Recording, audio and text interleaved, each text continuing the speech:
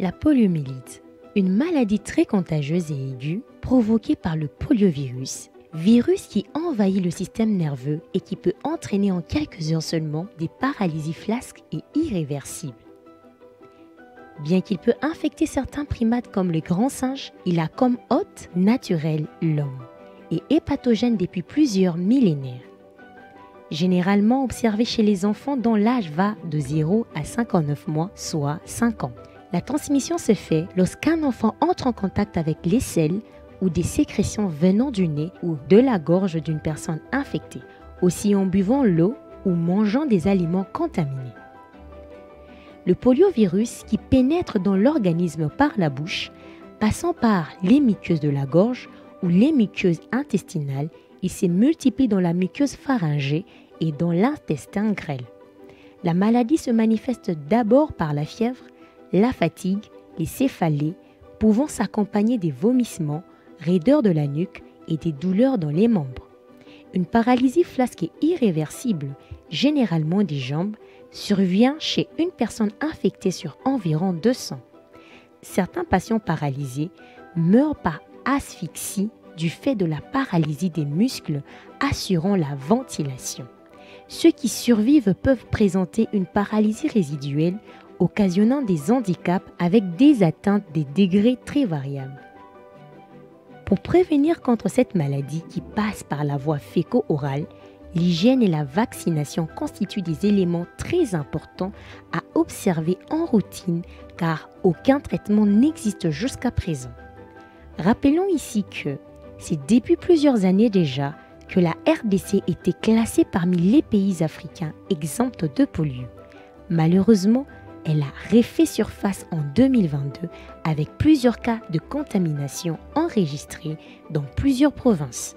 Le Haut-Katanga accumule cette année 12 cas de contamination et la vaccination reste un bon moyen de lutte pour la population de cette partie du pays. Merci de nous avoir suivis.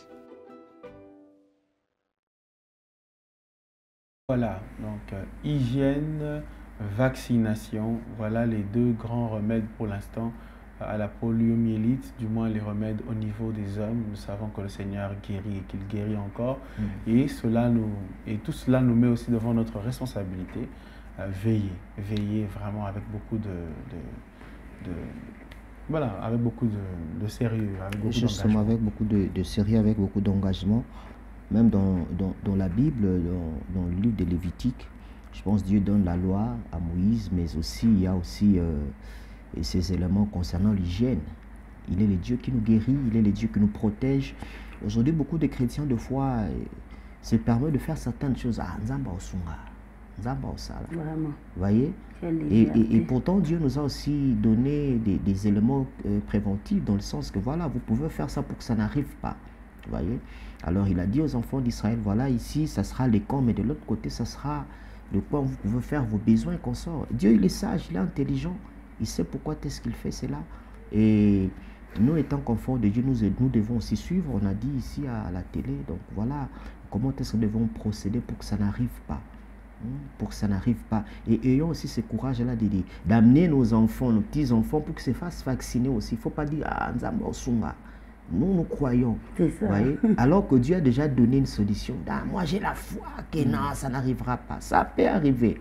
Ça peut arriver. Pourquoi? Parce que Dieu va te dire, voilà le remède, voilà la solution que moi j'avais donnée. Mais comme toi, tu ne voulais pas faire, ça peut aussi vous arriver. Alors nous suivons, n'est-ce pas?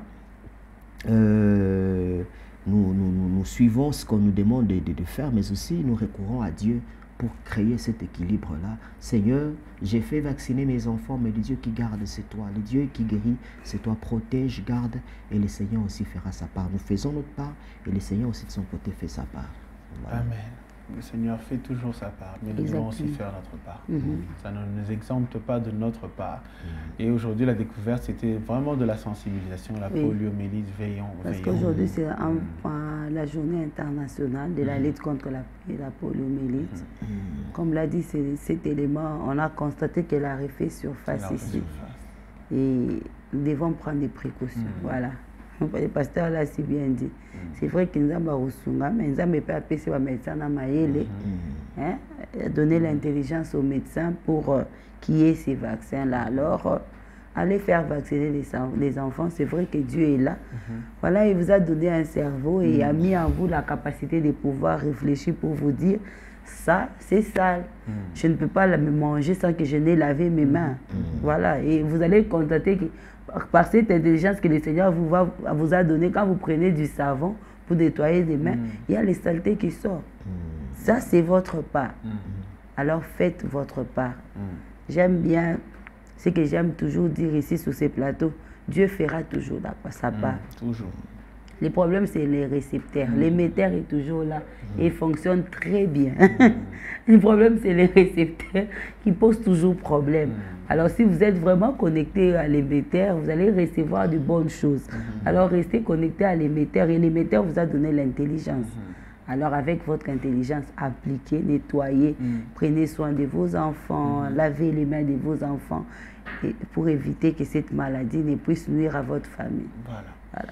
Et faites vacciner les enfants, faisons-les vacciner. En plus, c'est porte à porte. Je ne sais pas pourquoi faisons-le. Il ne faut pas refuser en prétextant des fausses informations, des a priori, et même de la superstition. Oh, les Blancs veulent nous tuer. Oh, les Blancs veulent ceci. Il faut laisser ça. Et surtout, voilà, soyons hygiéniques, soyons propres dans notre environnement immédiat et lointain.